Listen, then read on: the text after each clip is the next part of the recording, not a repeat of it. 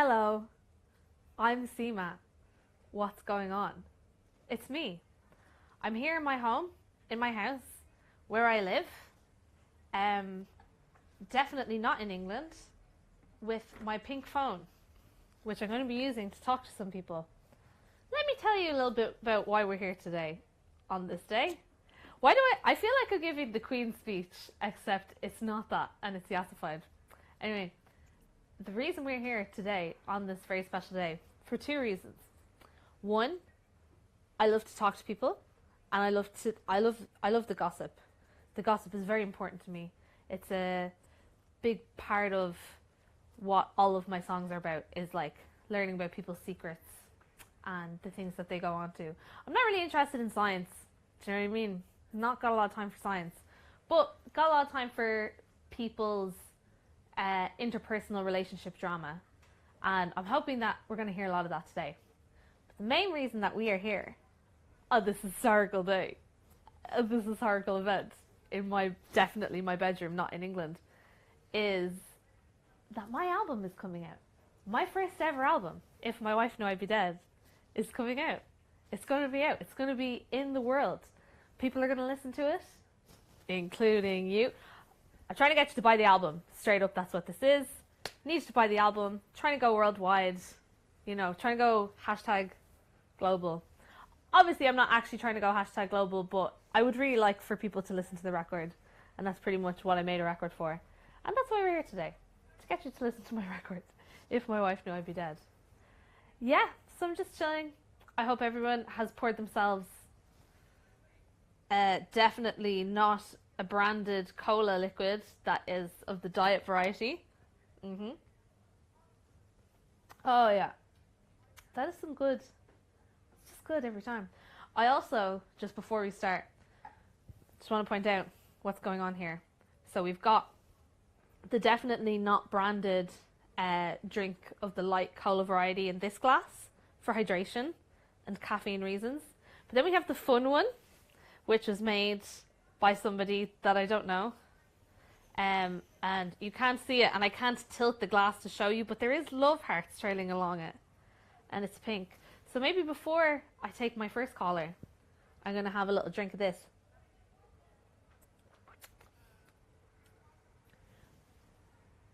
That is, what is that?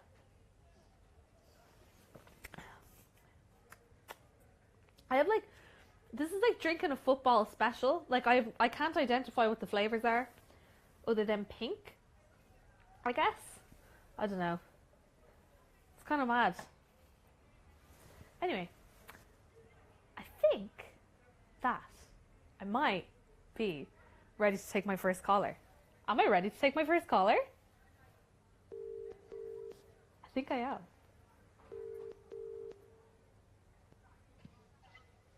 Hello. Oh, hello! How are you? Hello. CMAT.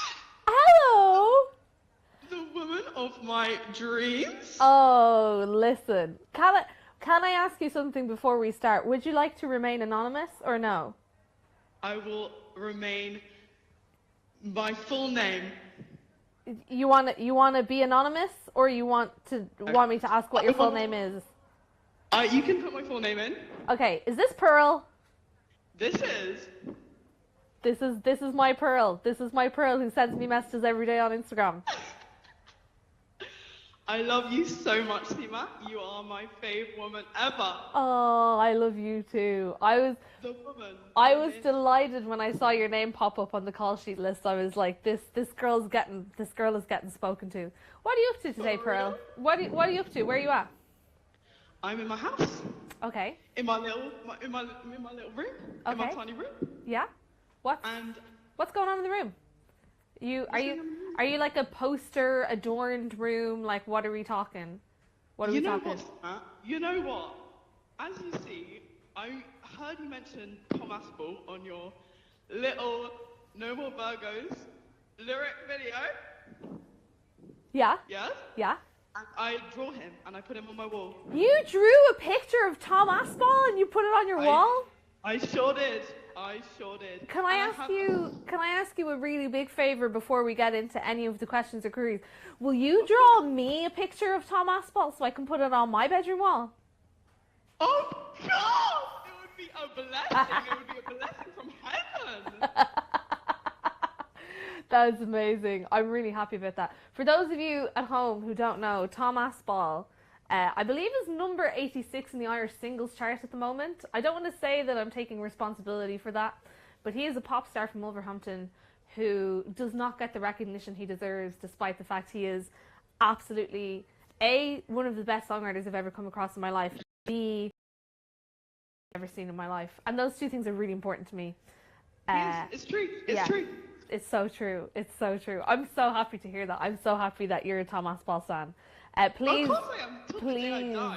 please draw me a picture of Tom Aspal and I will get it off you. Of course. You know Amazing. what, Seema? I drew a huge picture in the art club that I go to. And it was rodeo themed, it was Wild West themed, and I drew everything. I drew Tom Aspal 3 times, I believe. I can send you the picture if you want me to. Please, please, please. I think that's only correct. I I will. Pearl, Of course. can I ask you, Yes. what would you like to talk about today, other than Tom Aspal? My deep problem. Okay, what is your deep problem? My dilemma is that I am a vegan queen. In the words of Bimini Bombulash, I am a plant-based princess. Oh, I'm very proud of you for that. That's a really good thing to do for the environment and for the world. I don't, because I'm lazy. I'm respectful of all. Thank you. It's important to be respectful. But anyway, so you're a vegan queen. You're a plant-based princess. I am, sure am. Yeah.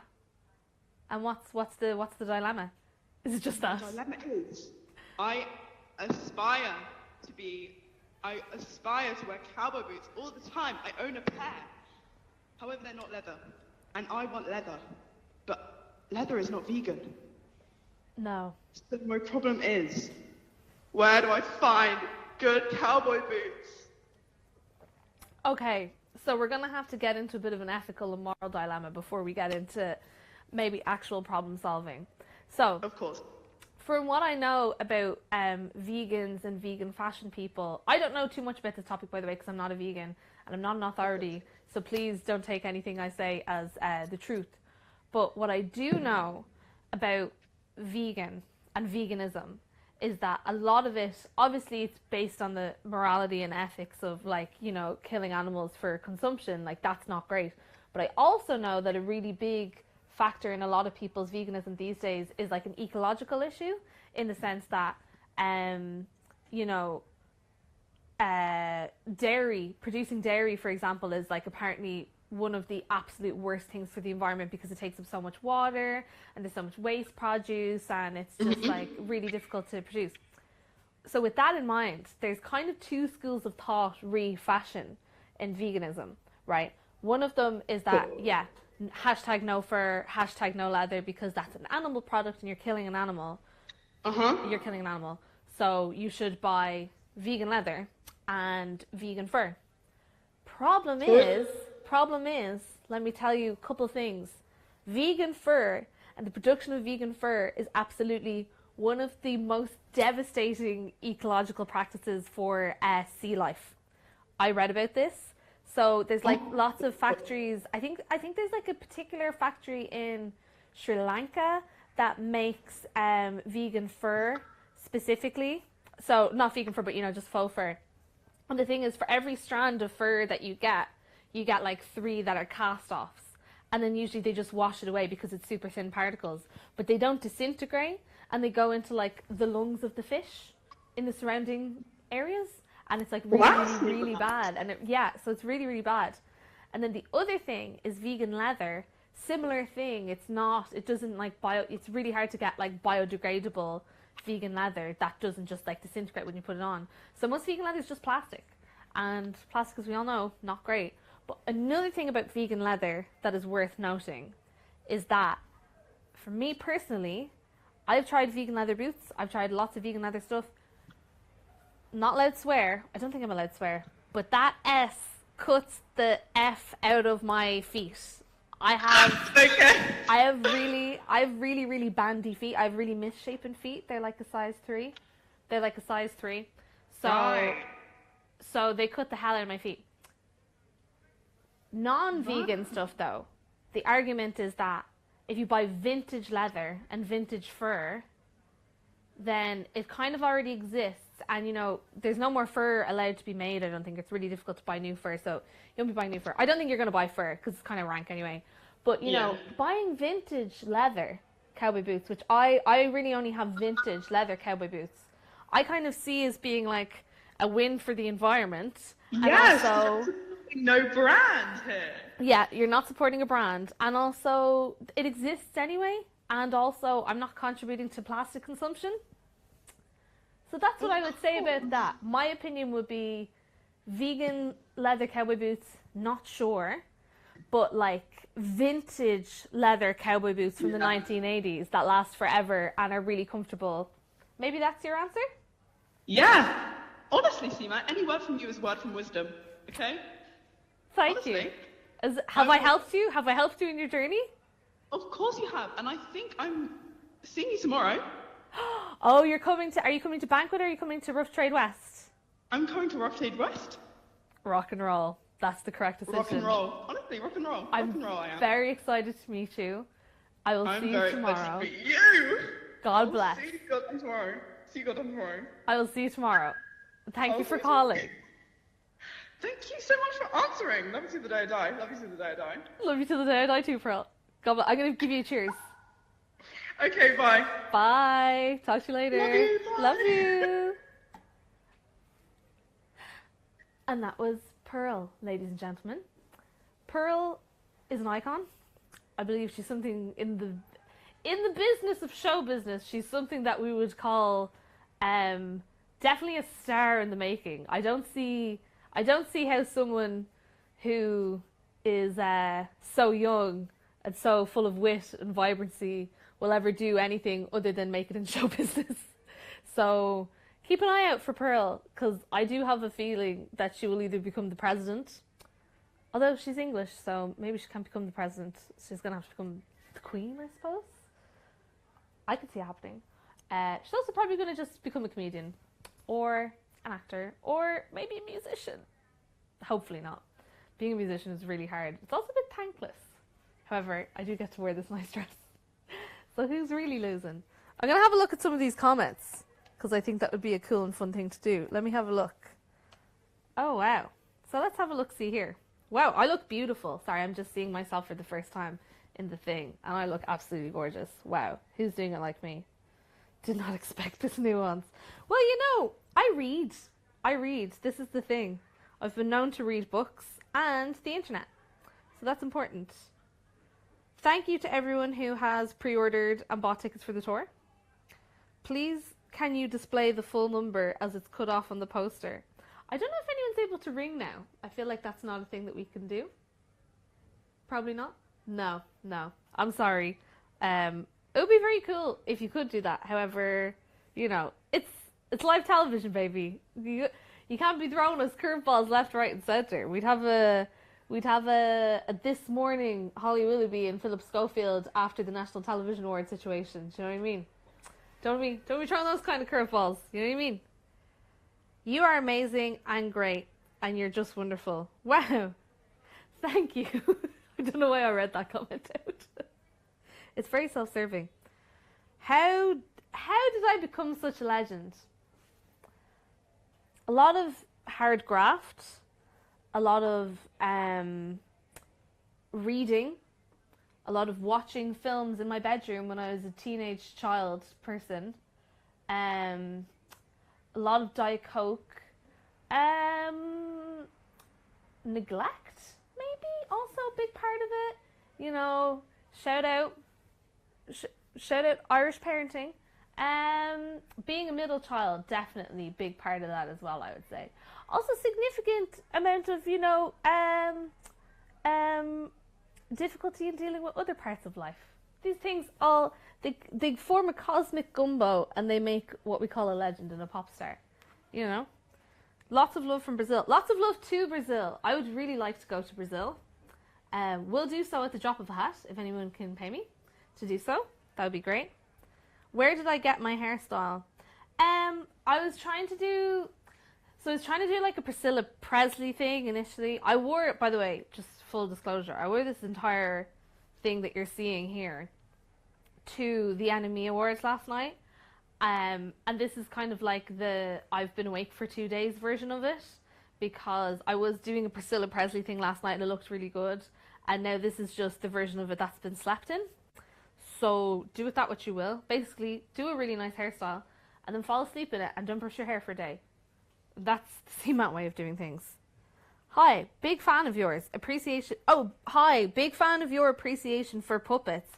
Thank you, Una. Let me tell you something. Not a lot of artists these days have enough of appreciation for puppets and for the art of puppetry. A lot of people, they like to say, oh, I'm going to get like a mini puppet version of myself made for a music video and we're just going to walk around. And there's no care, no time, no dedication put in for the art of actually operating the puppet and like emoting the puppet and the puppetry.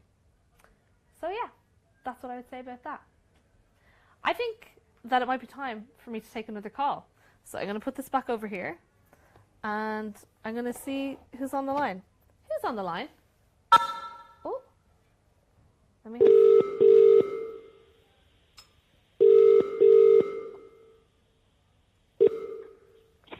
Hello. Hello. Oh, how are you? I'm good. How are you, gorgeous? I'm good, gorgeous. What is the crack? May I ask, would you like to remain anonymous? No, you can spill my tea. Go for it, girl. Can I spill your tea? Yes, you can. Well, what I would say is that the person we are talking to on the line is definitely more famous than me within certain circles of the Dublin drag community. Because I think you're the most famous in every circle. I don't think that's true at all. I think I'm the second most famous drag queen from Dublin after the person that I'm talking to on the line. Yes, you are the second most famous drag queen in Dublin. We'll go with that. The person on the line is a person called Lavender, who I love very much, and who is a fantastic drag queen, and who is, can I ask you, because for the people at home who don't know, a big part of your act as a drag queen at the moment, I have seen, and I haven't seen it in real life yet, because this is a new thing, is that you take a staple gun and you staple things to your face and skin during the act. That is true, but it's done with great intention, let's say. It's not just a cheap stunt by any means. It's I staple a smile to my face, so it is a commentary on, you know, the life getting you down, having to put a face on for the world, and I do it to Nina Simone's Feeling Good. So it's a statement piece, let's call it that, you know? I have to say that the first time I saw it, I thought it looked absolutely beautiful. For anyone who wants to watch it, maybe, Lav, you should like tag the video in the comments or something, because I've seen a video of it and it is incredible. Hold on, we're here to promote you. Can we stop? We're here to promote you. Oh, who cares? Everything's like CMAT, album. I want to talk about real art, which is stapling things to your face. Do you actually staple things to your face with a staple gun? Is it actual staple gun? Yeah, I do. It is. And see, the problem was, first time I performed it, I was like underwhelmed with the reaction that I got, because I was like, oh, okay, I thought this would get a bigger reaction. And then people were like, oh, you hardly actually did it. And I'm like, of course I fucking did it. Sorry, can I swear? Sorry. Oh, it's okay. Are we allowed to swear? Of course I did it. Yeah, we're allowed to swear. It's all right. I'm like, of course I did it. So I've now changed the number that I bring out a smiley face balloon and burst that first, so you know it's real. That's a really good idea. I'm amazed by that. Aww. So let's talk about it. You should try it sometime. Because you said that. So what you do is you get like a big cartoon mouth and you put it over your own face and then you staple it to your actual skin, which mind blowing. But you do that as a commentary on what was it? Well, I suppose it came out of a depression moment, let's call it that, where I was like, why would you go on stage? What's the reason for doing it? And it's I suppose it's a bit of validation, but it's also a way to like express the things that we can't necessarily, you know, deal with in our day-to-day lives, because it's such a weird space to be on stage sometimes.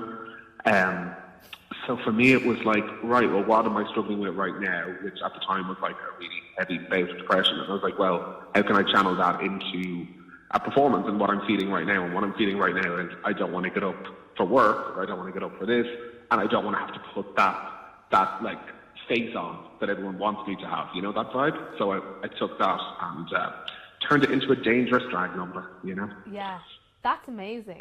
So can I ask? I have a feeling that this is going to be linked with what you want to talk about. What did you ring in to ask me about?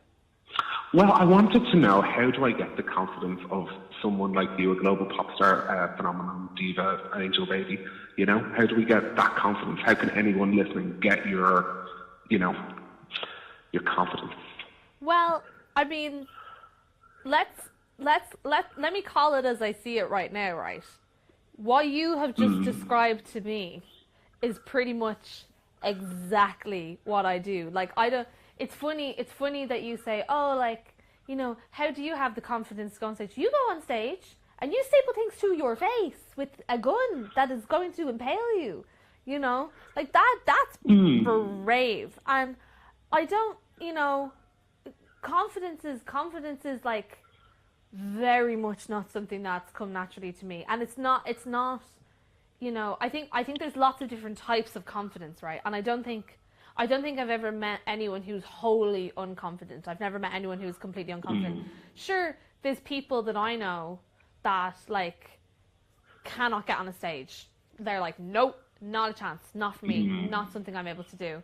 But then there's like people, and I know you're going to think this is crazy. Hold on to your horses here. There's people who learn how to drive, and they drive a car, and they drive a car around, and it's metal, and it moves fast. I will never learn how to drive because I do not have the confidence for things like that. So in terms of like technical skills and responsibilities, there's lots of things that I'm really, really, really not confident with. And I think the key to confidence is, you know, it's the old adage, but like it works, is like fake it till you make it, right? So like if something is like freaking you out, but there's a drive in you to do it, then you kind of just have to pretend that you're enjoying yourself. This is really interesting. I went to a drag show the other night, and I saw someone perform in drag for their very first time. It was like their baby. It was their baby performance. I love that. I love that though. And I hope they're not watching, because I don't mean this. I hope they are watching. It was very obvious to every single person in the room that they were, excuse my language, shitting a big fat brick the entire time. They were that's so fun. Shaking. They were shaking, and they were singing live, and they were dancing, and they were doing everything. So amazing. But they did it, and they did because they were rehearsed and they were practiced, right? And they were rehearsed and they were practiced, and they've clearly been practicing this routine for months. And so even with that bag of nerves and even with that bag of anxiety, they were able to get through. They were like completely able to get through the number, and they were able to succeed at what it was they wanted to do. And I think I think that is kind of the key to success and confidence. I think it's like the first couple of times you do something, you just have to accept that you're going to be shitting a big fat brick the entire time you're doing it. But you also have to kind of trust the process of being like, okay, but the more times I do this, the more confident I'm going to become in it. And eventually it's going to get to a point where it's really easy.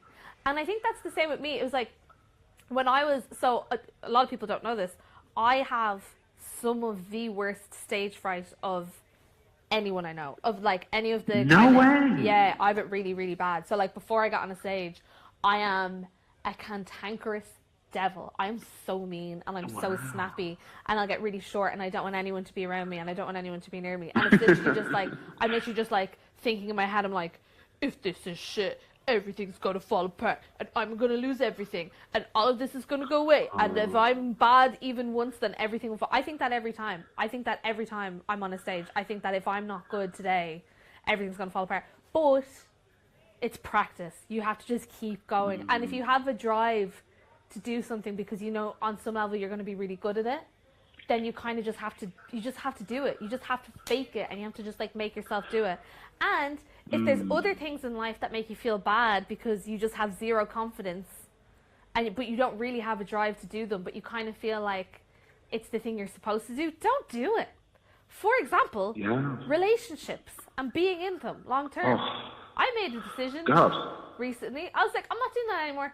I was like, go off, Queen. I love it. I have no confidence in myself when it comes to being in a romantic relationship when I fall apart. And I was like, you know what? I'm just not going to do them anymore. Just going to be single for a very long time. And I think... Okay, but what about the next album? Then how are you going to do another album? Oh, don't worry. I have so many breakups in the back pocket that I've got about 10. I've got about 10 in the backlog. I kid. But yeah, I think that's all the advice that I have to give on that. I think it's just, I think you're already doing it. You're already there. I'm like, you know, and I think that when you exercise confidence in one area of your life and one particular skill set, it starts to get easier in the others. So it's like, you know, if you really struggle performing and you really struggle with confidence performing, and then you get good at that, then people will be really nice to you about that and will give you praise. And then like socially you can become better and socially, but it's just little bits over time. There's no quick fix to confidence, but it's also like, it's just something you have to do. And it's something you just have to have a word at yourself and be like, just do it. Just do it. And it's like 5 minutes of pure mortification and embarrassment and shame, but also only good will come of it. That's my really advice. good. Oh, Even thank you so much for the lovely advice. The worst gigs you play will be the most useful gigs you do as well. Yeah. Worst gigs you ever play, even the worst things that could possibly happen to you when you do something like that will be the best shit for you in the long run, always. Okay, good to know. Amazing. And Samir, congratulations. I'm so delighted for you. Happy release day, or happy release eve. Thank you. So nice to talk to you. Hopefully see you soon. Hopefully see you soon, gorgeous. Have a good one. I'm raising a glass to you. Cheers. Oh, cheers, babe. Cheers, baby. Mwah. Mwah. Okay, I'll talk to you soon, gorgeous. I'll let you go. Bye. Let me have a swig. Hang on. Oh, that was so nice. That was a very beautiful phone call. I'm very moved by that in a very genuine way, because it's one of those things you kind of just have to. You gotta roll on. Do you know what I mean? I'm gonna look at some comments now, see what's going on up in here on this day. CMAT, do signed albums, please. What does that mean? I could just sign your album if you come to a show. I suppose I could also ship out signed albums. I'm not really sure what the mechanics of that are, but I will do. CMAT does promotion for her album. CMAT actually promotes her friends. Well, true. You know, what's the point of being friends? What's the point of being a drag queen if I'm not gonna support all the other drag queens in my life? Yeah. Does anyone have any questions in the comments? You can just ask me a little question in the comment, and I'll have a little read. Seema in her crash era, lol. Queen of never driving. Yeah, I actually a bizarre culture shock that I've had since traveling the world and not being in Dublin, because I grew up in Dublin and I lived in Dublin and socialized in Dublin and all my young life, and nobody drives there. Like, we don't drive. It's not a thing. I don't know anyone in Dublin that drives. Why would we drive? And then, you go to London, you go to Brighton, you go to Scotland, and everyone's just like, yeah, I can drive. And I'm like, weird. It's a bit weird. Ship signed albums since you're not coming to Norwich. I'm saying nothing about that. Wow, what? No, I'm not saying anything. What is my favourite colour? My favourite colour is actually yellow. I know it's kind of, it shouldn't be yellow because everything that I'm doing at the moment is pink. But that's the important branding, my friends. You gotta stay consistent, you know what I mean? Yeah, I love yellow. I've always loved yellow. When I was 3 years old, I fell off a slide and I broke my arm. And long story, but I didn't get it put in a cast for like a week after that, because they were just like, she's fine. It was broken arm, honey. But my cast was yellow, and I had it on for a couple of months, and apparently I like would not let them take it off me. I was like, you're not cutting this off. This is my yellow arm now. This is like what it's supposed to be. So I think we kept it. I also had like a yellow blankie.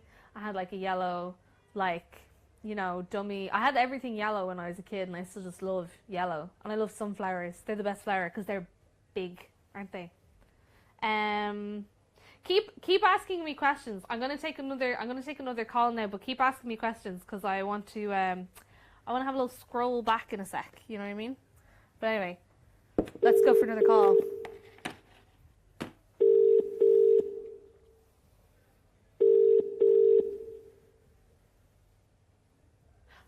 Hello? Hello, how are you? I'm good. How are you? What's the crack? I'm stellar. Not a whole lot. A whole lot happening for you. I can see, I can tell. I'm loving it. I'm living for it. Good. Can I ask, would you like to remain anonymous, or can I ask you your name? You can absolutely ask me my name. What is your name? I'm MK. MK. Hi, MK. How are you? Hello, I'm good. I'm on a 3 days off annual leave, so I haven't left my house in like 2 days. It's going really well. I'm getting a lot of sleep in. That's good. That's good. It's important to sleep forever, if possible. 100%. I would love to sleep sometime soon. Maybe next month, eh? I mean, look, hopefully you can slot it in after like the next couple of award ceremonies, or you know, another album launch. You can have a nap then, Maybe if the great pop overlords let me out anytime soon. Just kidding. They're very nice to me, those pop overlords. MK, why are you ringing today? Why are you calling? So my issue is, and I think you might be the best person to ask for this, is I don't really know how to dress. I specifically cannot break out of the whole like big jumper jeans combo, and I'm finding it really hard to find inspiration that isn't like Pinterest, basically. And no digs to the Pinterest girlies. They are living their best lives. That is just not me. Okay. So, in my experience, when people say that they can't dress themselves, they usually absolutely can. And it's like a confidence thing, or it's like a I'm not exactly landing on what my style is at the moment thing, as opposed to like I feel like you're probably the kind of person that you would absolutely be able to put a look together if you like had the time and energy to do so. But also, a lot of people work all the time.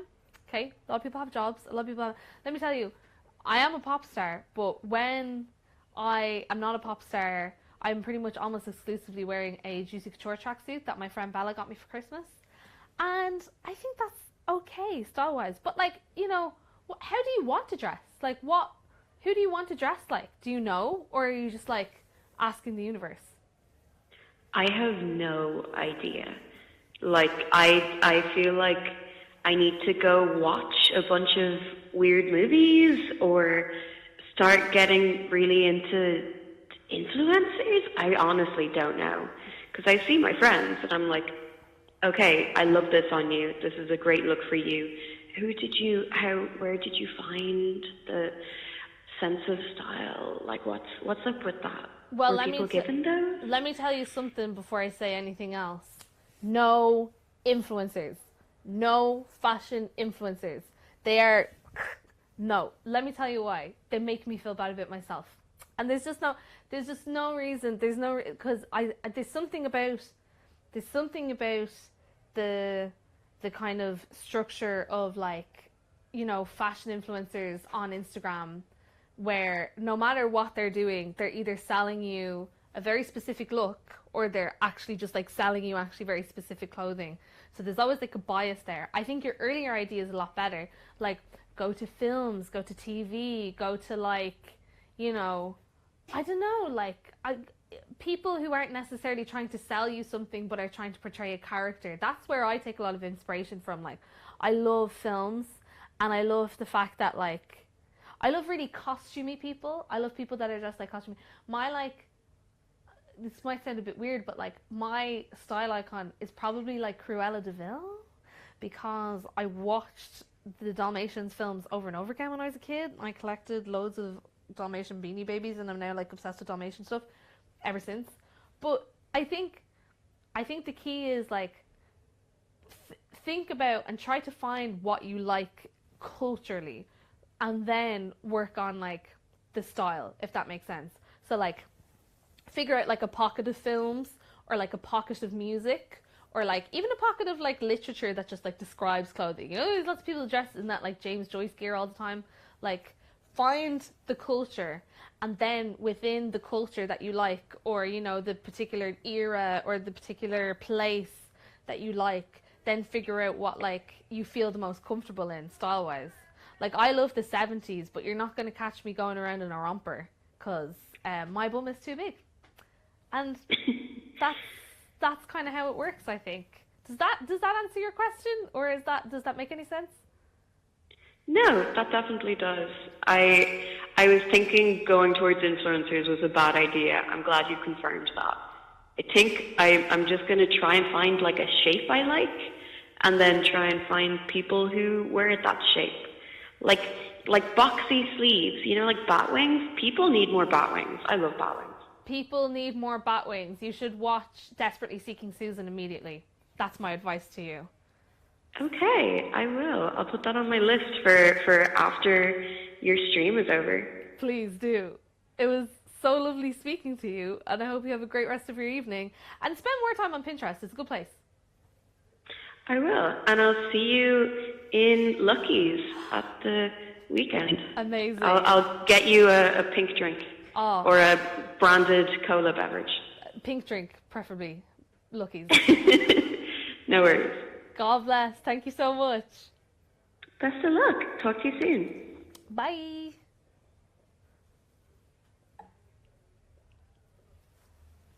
Okay, so I'm gonna just have a look at some comments very quickly. I'm gonna have a real quick look at some comments really quickly. I'm gonna answer exactly 3 questions. Seema, what is your favorite gay media? What do we think gay media means? I mean, Fran Lebowitz? Does that count? Fran Lebowitz? The work of Fran Lebowitz? Does that count? I figured like that counts. That's my shit anyway. You know, I love Fran. And also David Sedaris. I like a lot of gay comedy writing. That's kind of my bag at the moment. Heinz or Chef? Heinz. I know it's not very patriotic of me, because Chef is the sauce of Ireland, but damn, that Heinz ketchup is banging.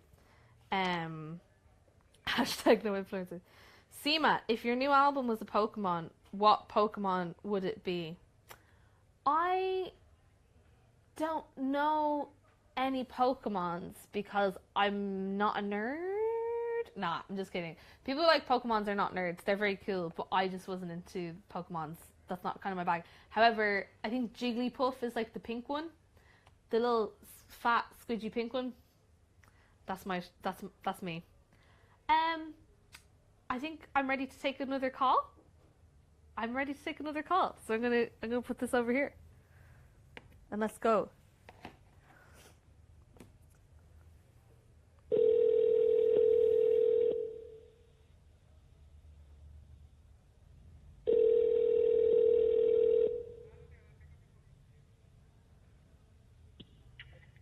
Hello. Hello? Hello. Hi.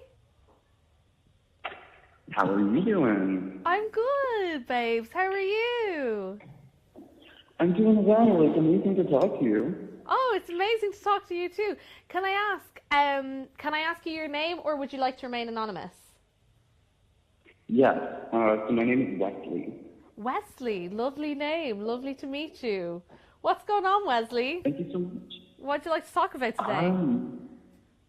Yeah, absolutely. So I sent you a message prior, and I was gonna ask you. I'm having a bit of relationship trouble, and I wanted your advice, just because you are so knowing. Well, I have to say, of all of the things that I love to talk about in this world, getting people's relationship problems is absolutely number one, top of the list. I will listen to anyone talk about relationships for any length of time. So let's go. What's going on? Absolutely. So, I have an issue where I fall for these men, and I'm not really sure if they're the type that would be interested in me. And so it's kind of a situation where, I don't know, I guess I just don't have a very good gaydar or a sense of something like that, where I can't really see, and I can't really tell if these are the type of people who would be interested in me. And so I was wondering if you had a suggestion on how to subtly gauge their sexuality. Okay, so let's look at the first point here, okay? The first thing that you said was that you seem to keep going for guys who have no interest in you. Yeah. Okay, so hello, hi, it's me, your sister and your friend and your absolute ally in this situation, because that is the story of my life personally. The people who I go for romantically tend to err on the side of they hate my guts. And what I would say is that maybe we can spin a little positive on this, which is that you're the kind of person who has a zest for life. That's the way that I've had to dress it for myself. It's like, okay, you know, going for the kind of person who's interested in me or likes me would be a boring and sensible and cool and healthy thing to do. And maybe I'm just not that kind of person. And maybe I just like a little zest in my life. I like a little spice. Do you know what I mean? And so Absolutely. let's acknowledge the positive of this to begin with and say, congratulations for taking risks and making your own life interesting. Okay, I'll cheers to that, first of all.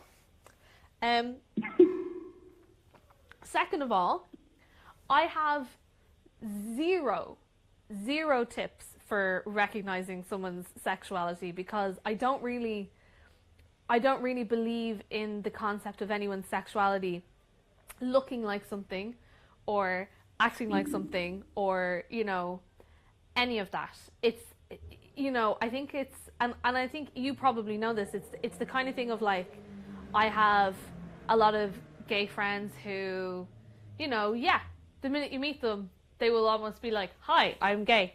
And that's absolutely amazing. And we love that. And I love people who wear their hearts on sleeves. Equally, I have just as many who I was friends with them for months before realizing that they were ever interested in like same-sex relationships.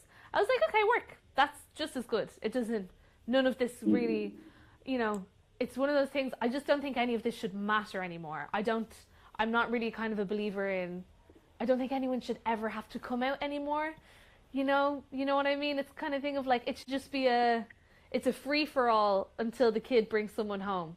It should just be a like, who cares? Agree with you. Who cares? It's not that deep. It's not that deep, you know? Yeah. But I'm I just guess, trying to figure out. yeah, I guess the thing we need to figure out is like, how do you recognize that somebody is interested in you romantically? And I think that that is outside of like gender and sexuality. I think, you know, kind of what I was saying about 2 calls ago when I was talking about confidence. I personally feel like learning to recognize when someone is interested in you is trial by fire. It is trial by fire. It is like, you gotta keep basketball hooping your way through the romantic course and like, you know, make it as many misfires as you can. And then eventually you start to see a little common thread. You know, you get to be like for me, you know, one thing that I always get is like, what's your name? What's your name? What's your name? What's your name again? Oh my God, that's so interesting. Wow, that's amazing. Do you want a drink? What's it? And it's like that, and that is completely, I don't know, but that's, you know, that's just me and that's my experiences. I often get someone who's asked my name twice or three times as a way for entry into conversation, that's a very good telling sign. And that's something that is outside of like gender or sexuality. That's like something you're like, oh, someone's into it. But honestly, I wish there was a way of knowing, because the amount of times that I've absolutely thrown myself in the direction of someone and then just been like volleyed back Olympic sport style in the other direction is embarrassing. It's embarrassing. But here's the thing with romance and romantic relationships and looking for love. It's really embarrassing. It's mortifying, and no one should do it, and no one should have to do it. However, here we are. What was the last thing that happened? What was the last thing that happened? Give me an example. Oh man, okay. So I think a good example would be, so I was talking to this guy, we were working on a project together, and then I was like romantically interested in him, like, but I definitely wasn't going to tell him that, because like, oh God, what if he wouldn't reciprocate? And so he posted like this Valentine's Day poem on his like Instagram, and I was like, oh no, did he, she, or they break up with you? And he was like, lol, it was a girl, you know. And so I was like, okay. Yeah. That was a way to gauge. Yeah. There's I feel like a lot of the time that's the only way to know, because like I think it's really, I don't want to say it's not kosher, but you know, specifically if you're, and by the way, I really love you for this. I like that you're the kind of person who will fancy someone that you meet in an organic way, because I think there's less and less of us. We're a dying breed, and that's actually it is like the hardest way to meet someone. Because, you know... Yeah, I will fall for whoever is nice to me. So that is such a flaw, but it's also a good thing, I think. I don't think... It's not that it's a flaw. I don't think that's a flaw. I think it's like... I don't know. I think it's the kind of thing that will just lend itself to embarrassment and mortification. However, embarrassment, mortification is the actual lifeblood of charisma. Do you know what I mean? It's like, if you want to have charisma, I do know. if you want to have charisma, if you want to have stage presence, if you want to have personality, if you want to be the kind of person that like walks into a room and everyone is interested in you, you have to do some very embarrassing things. You have to do some very, very embarrassing things to get there. And there's no ifs, ands, or buts about it. You have to just like get rejected in this kind of a way, in a very embarrassing way, in a way where you kind of feel like, what's the point in ever doing this again? But there is a point, because you're looking for love, ain't you? Yeah, no, for sure, definitely. And you are looking for love. Oh You're looking for love. You're looking for long term. Yes, absolutely. I think that's the point where I'm at right now. Is like I need somebody, a person. Well, you don't, Wesley. We don't need anyone. Okay. What did Cher say? We don't need a rich man. I am a rich man, right? We don't need anyone, but it would be nice. It would be nice, because I would like one. Because sharing your life with other people is a nice thing to do. It's a really nice thing to do, isn't it? Yes. But no, absolutely. Another piece of advice I would have really is, because I could literally talk about this all day. Another piece of advice that I would have about this is like, and this is something I've only learned very recently. I feel like, because I think I'm a bit like you in the sense that I'm a real romantic. Like I will really make a lot of excuses for people that I'm romantically interested in, because I'm like, we're in love, and they've never done anything wrong in their life ever, because we're in love and we're gonna be together, and I don't care that he hasn't spoken to me in a week. I just think we're in love, and he's different, and he's expressing himself, and he's being individual, you know, all that, right? I've done that.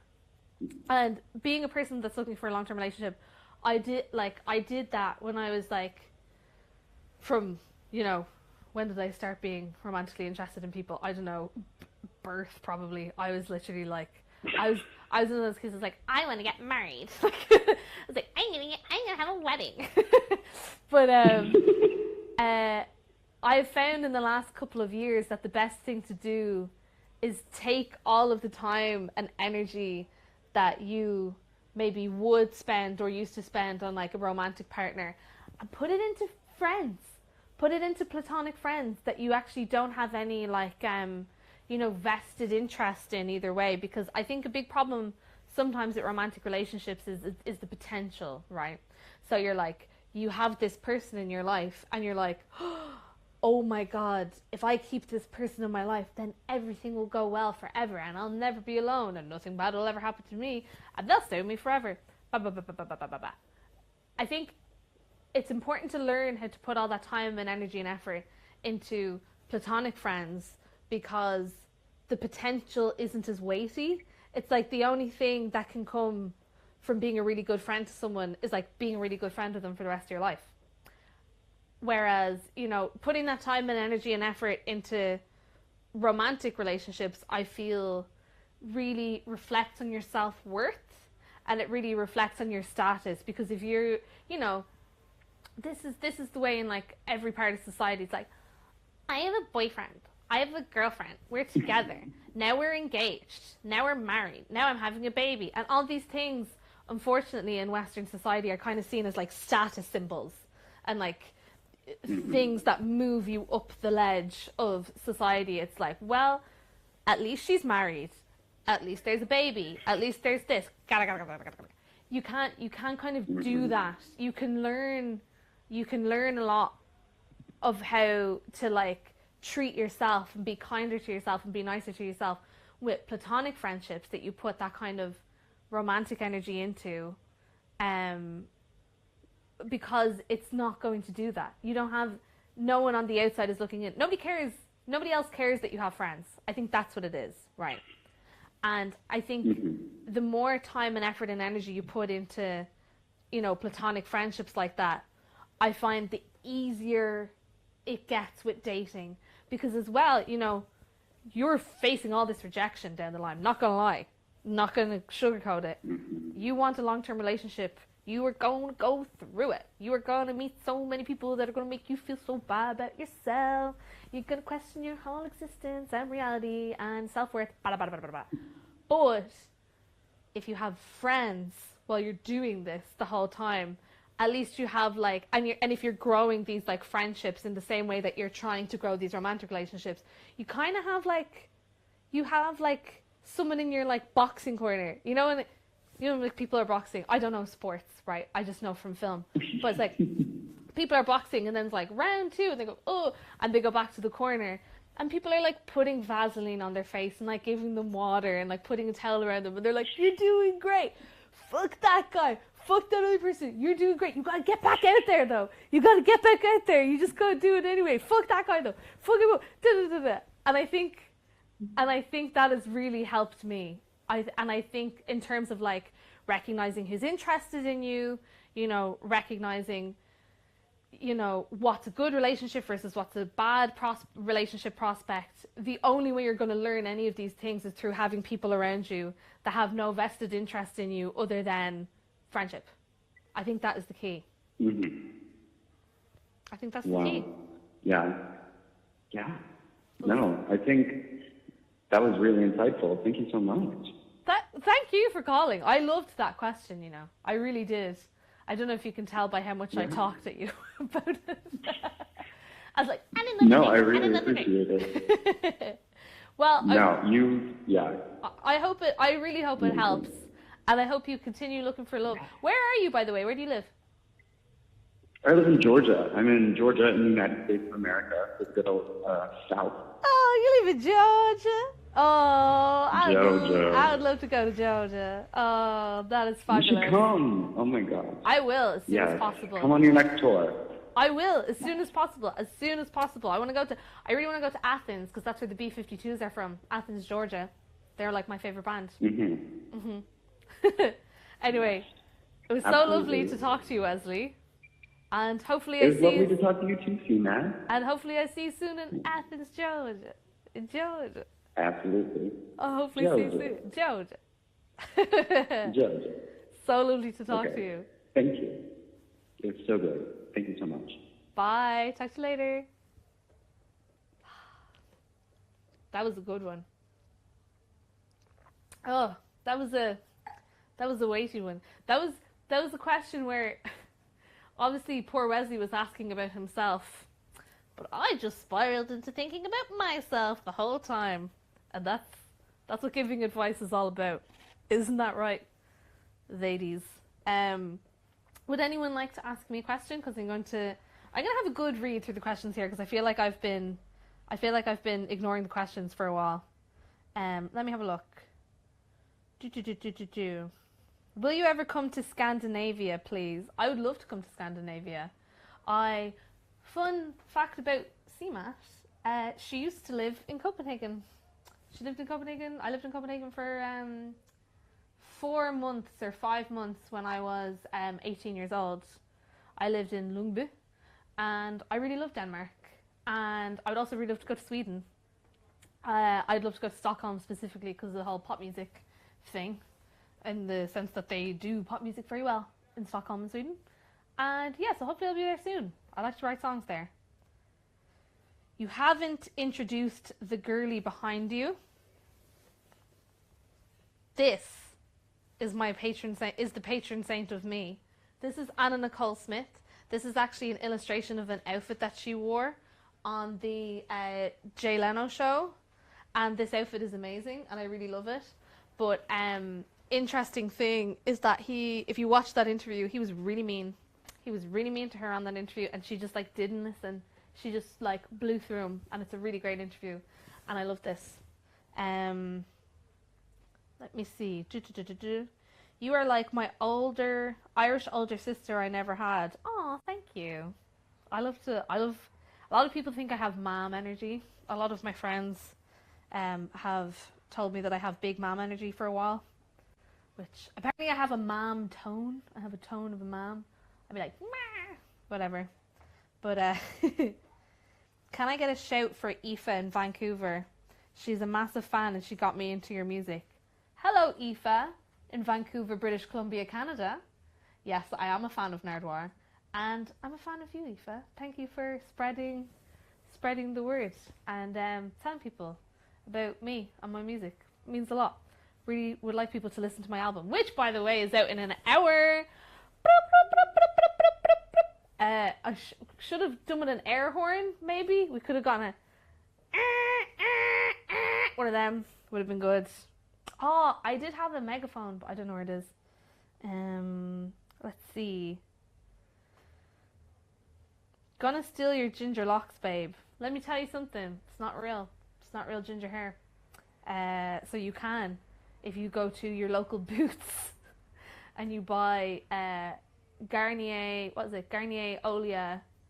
They have like a rose gold. I've used that many a time. What is your favorite book? I don't know. I have a lot of favorite books, you know. The last book I read that like really, really affected me, I read it like a year ago. The last book I read that really, really affected me and that had like a really big impact on me and was like a very, I guess, on-brand book for me. It was a book called Kitchen by Banani Yoshimoto, who's a Japanese writer. It's a really short book. So I read it in like a day and a half. I just like, or maybe even less. I think I read it in a day, and I just like furiously like read it because every single word was so good. So would recommend Kitchen by Banani Yoshimoto.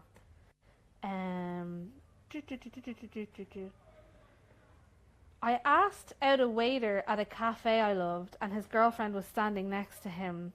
Plus, he was so uninterested. It was mortifying. I can never return to the cafe. But you know what? Fuck the cafe. Who needs that cafe? Just go to a prep. Do you know what I mean? They're all the same. And you're not going to be embarrassed by that prep. So, who needs it? And also, being embarrassed builds character. And not enough people have character these days. Let me see. No skips album. Not a single skip on the album. Not a single skip on the album. Although it depends on your mood. It depends on your mood because there is 2 downbeat sad songs.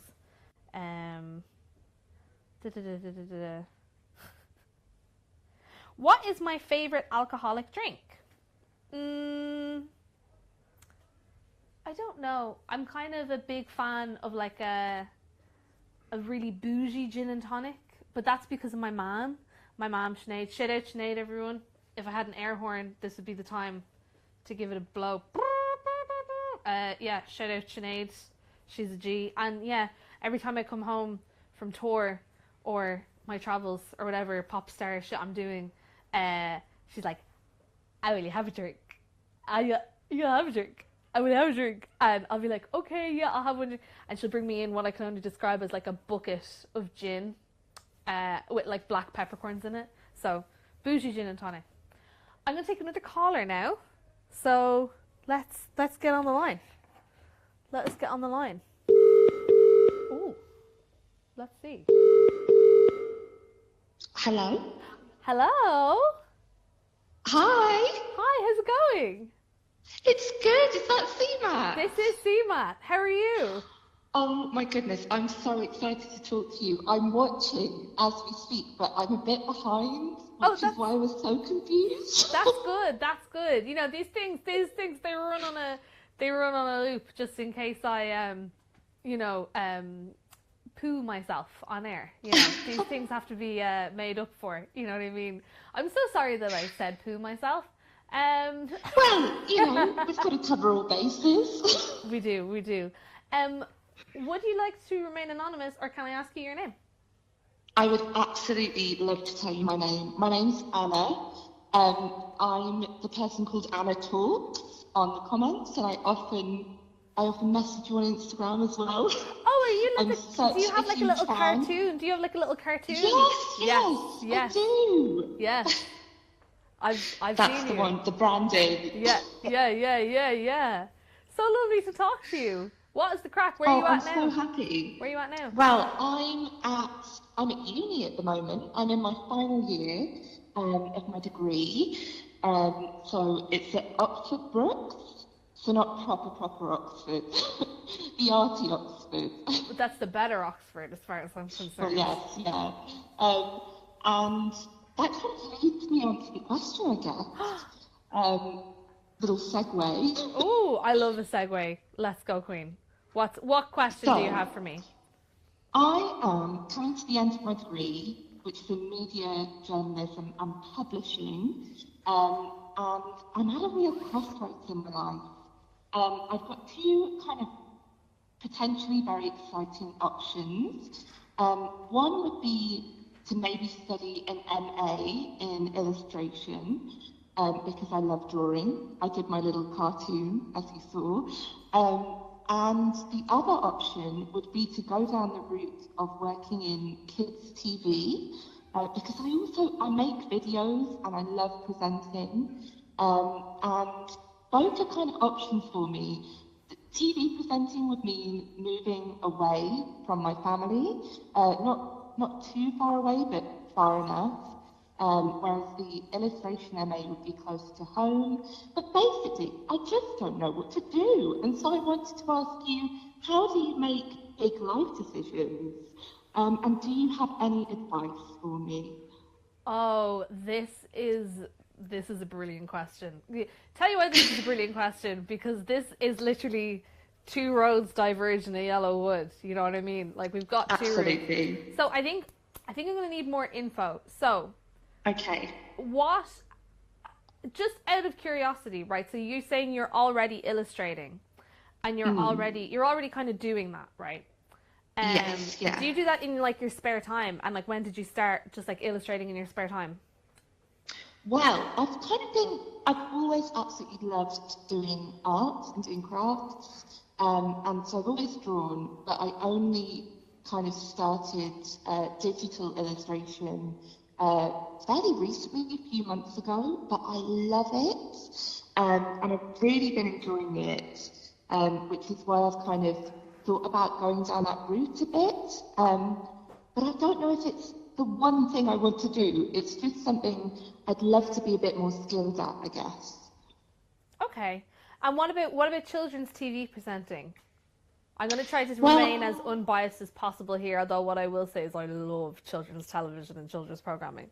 But let me stay unbiased. Let me stay unbiased. This is the thing. So I am basically, I'm always like the one that's talking. I dress like a rainbow most of the time. And I love presenting stuff.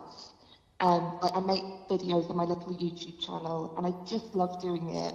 And the show that I could potentially be starting working behind the scenes in an ideal world would be Blue Peter, if you know Blue Peter. I do. So like it would be working behind the scenes to begin with, but you never know where it might lead. So I so want to make the right decision, CMAT. I can't tell you. So here's what I'm gonna say, right? And I was kind of because I obviously I saw these messages beforehand, so I kind of knew that this one was coming, and I really thought that when I was talking to you that I was gonna remain like impartial and be like, it's whatever you want and you do this and you do that. Here's straight up what I think. Here's like actually what I think. It seems like you dedicate a lot of extracurricular time to both of these things anyway. However, that's true. What I know about the arts industry and what I know about all of this creative stuff is that the best way to get into any of these industries is kind of doing things off your own bat anyway, right? So when it comes to illustration, you can't be the kind of person that the only reason you're illustrating and upgrading your skill is because you're doing a course in it. It's like you kind of have to be really self-motivated and you have to be doing this off your own bat. And I think the same is true with like television and like producing and like children's stuff. Like you kind of have to, regardless of whether you're going to uni or regardless of someone is telling you to do something, you kind of have to want to do it even if you're not getting paid for it. You kind of have to want to do it even if it's taking up all of your time and energy. It's like, it's the same with music, right? Like I, up until like a year and a half ago, was working a full-time job. I was working full-time. I didn't go to college. I just like worked in music outside of like working in an office. Like I didn't, you know, no one paid me to do music as much as I would have loved that. But I think personally, the thing to do here would be do the university course for the children's TV and programming, because that is a harder, because that is a slightly harder industry to get into off your own bat. And if you're doing a course in it, you're surrounded by other people who are going to be working in it, and you're going to make a lot of connections that way. You're going to, do you know what I mean? Like you're going to kind of be networking with people that are working there and in that industry, and you're going to be meeting people, and it's kind of, and obviously you're doing it off your own bat anyway, so it's something that you should be doing. You're making little videos anyway, so it's something you should be doing. But at least, you know, you're learning how to work with a team, because like, you know, we're here doing this live stream right now. There's lots of people in the room next to me that are helping make it happen, because that's how it works. It's like, you know what I mean? Like production and production skills is something you have to learn to work with a team. Whereas illustration is something you have to do alone. It's kind of something you have to work at by yourself. And you can do both things. You don't have to, just because you're not doing a course in illustration doesn't mean you can't be doing illustration. Like you can be working with a team of people, learning production skills, learning, you know, how to be a children's TV presenter with a group of people that are all doing the same thing, and the group of people that you're probably going to end up working with once you've qualified. But illustration, your team isn't going to grow that much bigger. So I would say children's TV presenting, that is... Oh, CMAT, thank you so much. Done and dusted. Off you go. I'll do it now, this minute. I just want to say, I love the music. I think Everybody's Boyfriend is a banging tune. I've been playing it on repeat, and I was desperate to come and see you today, but I am chronically bad at time management and massively overslept. But I had my makeup on, I was ready to go, and I am coming to see you in London. And I just think you're fantastic. Well, please let me know when you're coming to the show, because I'd love to meet you and see if you did what I told you to do. Oh, absolutely. Mark my words. By then, I'll be doing it. You'll be on Blue Peter by the time I meet you. Yeah. That's amazing. Well, thank you so much. It's been so lovely to talk to you. Thank you so much. That's a great call. I'm delighted with that. I feel like I'm being productive. Honestly. Yeah, it could change my life. Who knows? We know. CMAT will change my life. So true. Thank you so much. Thank you so much. I'm going to raise the very empty glass to you. Bye. I'm sorry everyone at home, I'm running only on the egg white foam of the sour that I've been drinking for the past hour, but hey ho, you know what I mean? We're just doing bits. That one was really all foam. I'm gonna answer exactly 2 questions.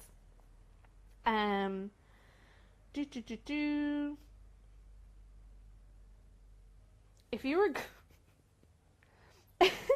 if you were going to have an arranged marriage, you can't choose who you marry, but you can choose who picks for you. Who do you choose? That's quite a funny question. I actually have a friend who's in an arranged marriage and she loves it. She had a great time. Her dad picked for her, and she picked that her dad would pick for her because she liked her dad the best out of her family.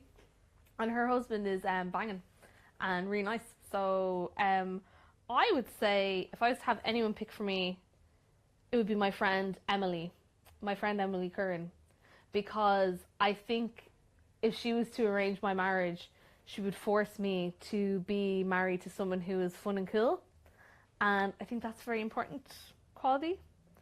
How am I celebrating the album release tomorrow? How I'm celebrating the album release tomorrow is I'm going to be in Banquet Records, and I'm also going to be in Rough Trade East doing in-stores. And then I am going to Gatwick Airport to sleep. And that's pretty much all my celebrations. So, fun times over here in CMAT HQ. I'm going to take another call. So let's go for it.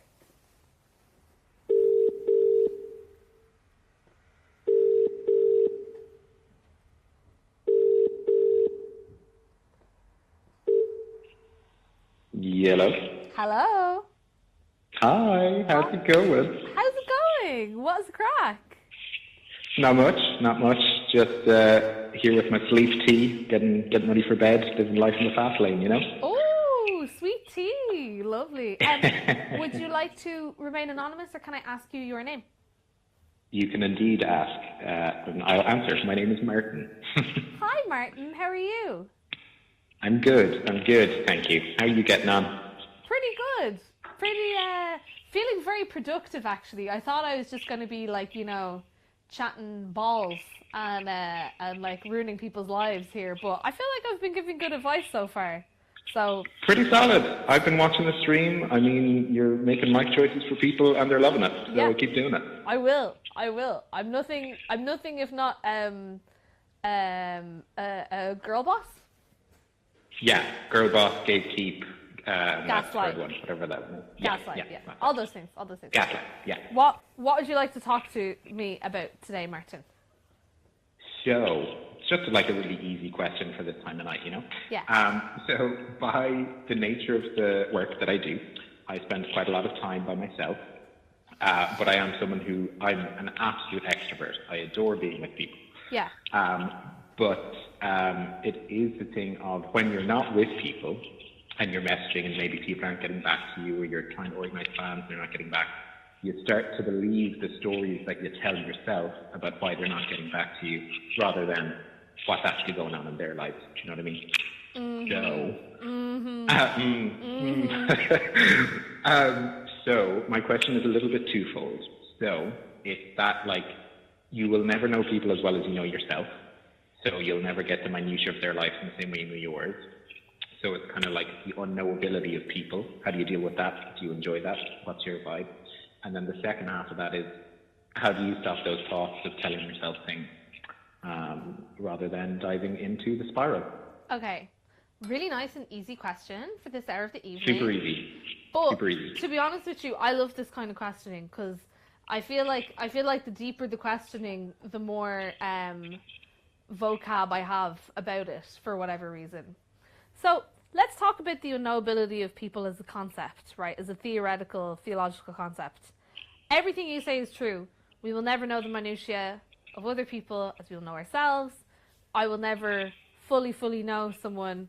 You'll never fully know someone. However, let me answer you this, not to send you into an existential crisis.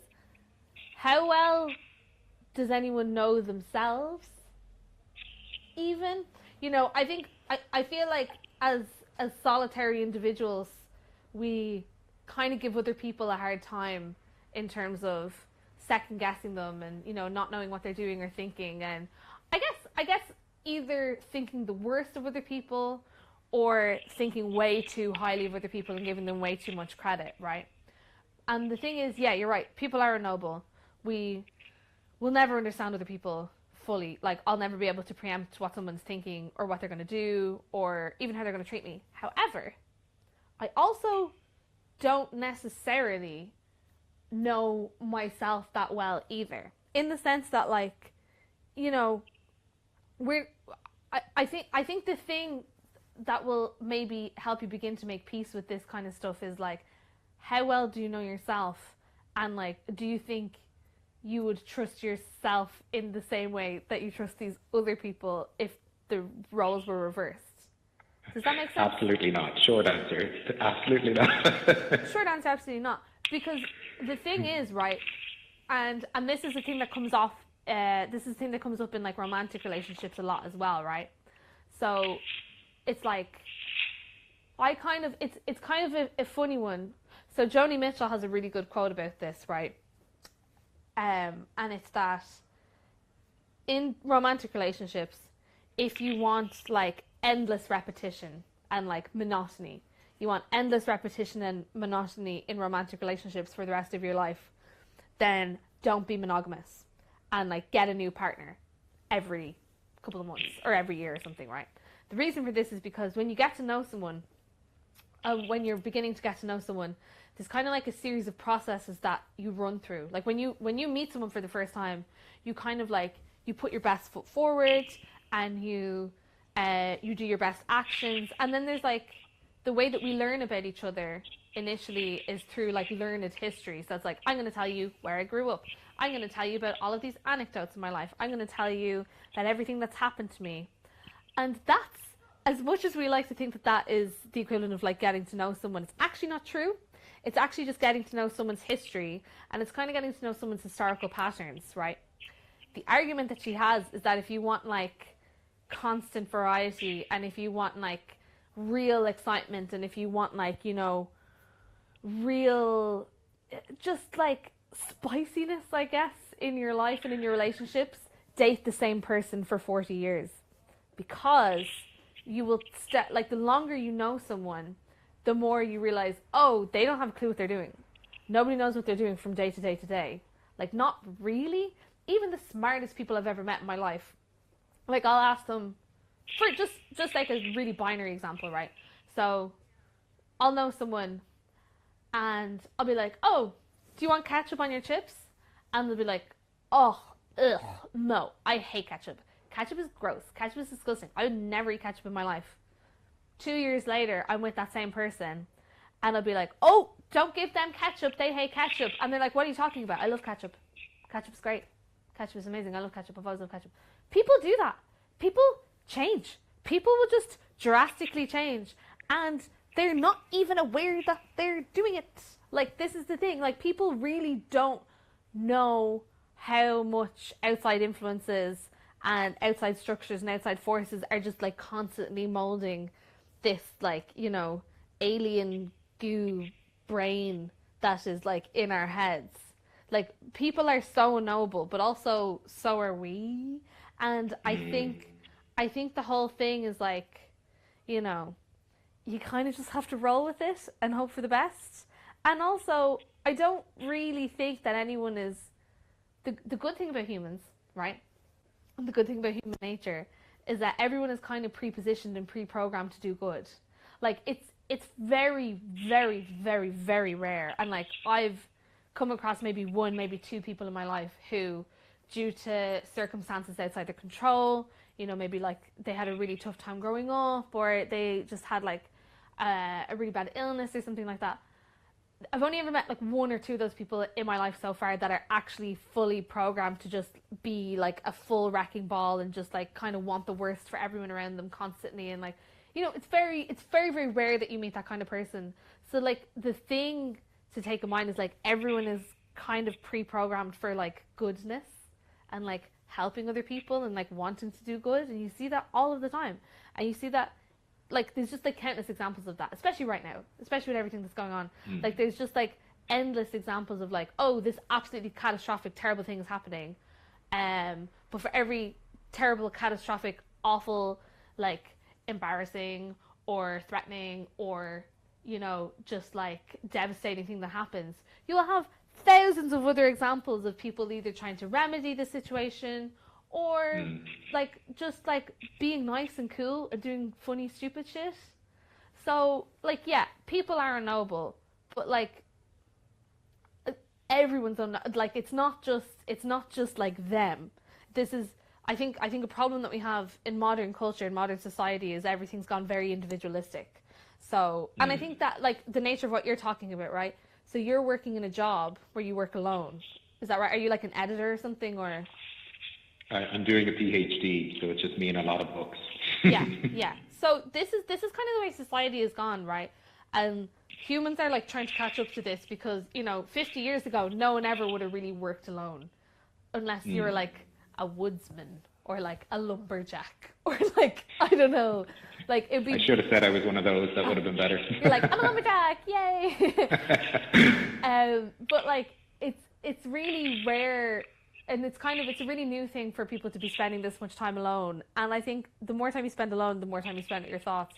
And the less time you spend around other people, the harder it is to be around them. And I guess the more you're going to, you know, judge them and I guess kind of think the worst of them. But like, people are good. People are good. Like, in my experience, people are a mess. People do terrible things unbeknownst to them and say stupid, shitty things, and you know, people do bad things all the time. I've done terrible things. I've said terrible things to people without even really knowing how bad it was. But, you know, people are good though. And like, I think when that shit gets pointed out to them, the one thing that I do know is like, majority of people, when it sinks in that they've done a bad thing, they will like make reparations and they will like atone for it and they will do whatever they can to do that. So yeah, people are noble. But human nature is somewhat noble. And by that point, I think you're going to be okay. But you probably just need to get out more, King. That's true. It's true. You just need to get out more. It is the thing. Like, I have a great friend group around me, which is like real good. But I think I also just need to be better, like actually telling people to be like, I feel alone. Let's go do things. And they're like, absolutely. Let's go bowling. Communication. Yeah. What is it? It's key. Communication is key. Communication is key. It is the lifeblood of everything. Communication. Oh, and it's hard. Communication is hard. And telling people that you feel sad is hard. And telling people that you're like, I feel alone because someone could be my friend. Like, that is mortifying. I've had to do it. Mm-hmm. But also, like, you know, and also like, I have a thing where if I'm really, really mentally not well, or if I'm like really suffering, I'll be quite cranky and I'll kind of snap at people. And then later on, I just kind of have to go back to those people and be like, I'm really sorry. I'm really sorry. I'm so sorry. That was so bad of me. And I didn't mean it. I was just like, I'm tired and I was really sad. Blah, blah, blah. And then they'll be like, it's okay. No worries. Let's move on. So communication is key. Thank you for bringing that up. That's very true. Has this helped? Has this helped? Massively so. I'm leaving today thinking of people as good, unknowable messes. Yeah. I think that's really helpful. Yeah. Good piles of gloop. That's all the human race is. I'm literally going to walk down the street tomorrow and be like, you're a good pile of gloop. Yeah. You're a good pile of gloop. They do be good piles of gloop. Goodbye and God bless. And I hope you have a great PhD. Thank you, and enjoy your launch night and break legs, and we'll see you in Limerick for your gig. Yeah, you're coming to Dolan's. Yes, indeed. Oh, amazing. I'll see you there. Please introduce yourself to me. I will. I'll be like, I was the guy, I'm a good, unknowable mess on a pile of gloop. Hi, it's me. You're like, it's me, the gloop. And you'll know, and no one else I'm with will be like, what's wrong with him? I'll be like, it's fine, move on. Okay, I'll talk to you later. Thanks a million, CMAT. Bye. Bye. Speaking of good, unknowable piles of gloop, I'm having... Oh, look at this. Wow. Do you want to take good, unknowable pile of gloop? Would you like this? Thank you. Okay, let me really quickly... Oh. Did we ever find out what this drink is? No. We don't know. For all I know. For all I know. Let's see. Aw. Yeah, Martin, academia is so lonely. And an important thing, maybe another follow-up point, is I have a friend who is doing a master's at the moment, and she goes out of her way to read as few books as possible because what she really wants to be doing, she's studying like queer theory, and she thinks that the biggest part of queer theory is just going out and dancing with friends. Like, and I kind of believe that that's true. Should you pre-order my vinyl in red or blue? I think blue. I think less people have had it in blue, or maybe red. Who knows? If I was going to sleep with a Disney character, who would I choose? Ursula. Ursula, obviously. She's banging. She's so cool. She's got like 8 legs. She's queen, I think. I think I'm going to take another call now. Oh, ring, ring. Let's go. Hello? Hello? Hello? Hi, who's this? This is Meg. Hi, Meg. This is me, CMAT. Hello, Seema. I've been wanting to speak to you for a very long time. Oh, my goodness. How's it going? What is the crack? The crack is that I need your help desperately with the fact that I go out way too much, and I am obsessed with the guy I'm trying to get over who's a Virgo. Okay, so I'm calling the police because I feel personally attacked by this question. No, I'm just kidding. I'm just kidding. No, I'm actually at the venue that I go out to too much at right now. Are you at the club right now? I'm at the Bodega in Nottingham right now. You're at the Bodega? I actually know the Bodega in Nottingham. I played a show there like 4 years ago. It's like my favourite place in the whole world, and I'm here at least 3 times a week. Where are you? Are you in like the bathroom, or where are you at? I'm out the front right now. Are you in the queue to get in? No. Oh. I went to go and see Chloe Moriondo tonight. Oh, I think I know Chloe Moriondo. Is she like, she's like short hair or like buzz cut? Yes, yeah. That's who she is. Yeah, That's who she is. Yeah. But no, I'm very excited about your album. I've been listening to many a single. I think every song you bring out, I go, oh, I wake up on like a Saturday morning and go, so is CMAT bringing another song out that is about my life? And usually it is. So it seems like my last single, Every Bottle in brackets, is my boyfriend. Oh my God. Might be a bit relevant to your life. What's going on? Why are you going out all the time? What's the crack? I'm trying to not do my dissertation and trying to like integrate myself in the Nottingham life instead of being a uni student. Yeah.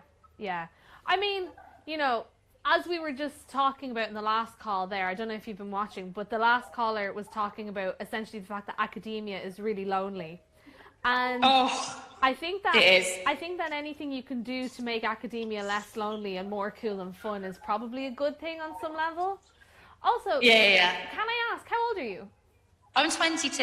Okay, so let me tell you something. You say you're going out every night of the week? About. I'm going to be honest with you. I don't, you know, this is not a medical opinion. This is not a psychological. I'm not a trained professional. I kind of think that you're supposed to be going out every night of the week when you're 22. Thank you very much. I appreciate that. I just kind of think that if you're in, so you're in your final year, are you of uni, or did you start late? I'm a third year music. I do journalism, but I'm a music journalist, and I do like radio, and we've been playing your music tons. Bloody love your stuff. Okay, that's great. I'm going to assume that I'm getting a 5-star review from the University of Nottingham. Are you in the University of Nottingham? No, Trent. Okay. The lesser academic lot. Yeah, but you probably get more hands-on work. That's always the way. Oh, exactly. The less academic it is, the more useful it is for your actual real life that happens after university. That is genuinely my experience. Thank you, CMAT. You'll be fine. Thank you. Yeah. So your first problem is that you think you're going out too much. Yes. You're not. Straight up. Okay. I just don't think that you are. I don't think that you're going out too much if you're 22 years old and you're in university and you're doing journalism. I think, you know, as long as you're sensible about it, in the sense that, you know, you're not doing anything that's going to actually endanger your health or your body too much. But, you know, the thing is, you're just like you're having the couple bevs, you're getting the dance on, you're maybe shifting too many boy raz, girl raz, whatever you have. We love a lager. Yeah. We love a lager. As you should. Again, need to go back to the context here, which is that you're in university and you're 22 years old. If you're not going out most nights of the week, you're kind of wasting your time. Yeah. Like, especially if it's undergrad. Like, undergrad, that's what your undergrad is for. But also, like, what's the issue with this Virgo? Oh, the Virgo works at the bar. Okay.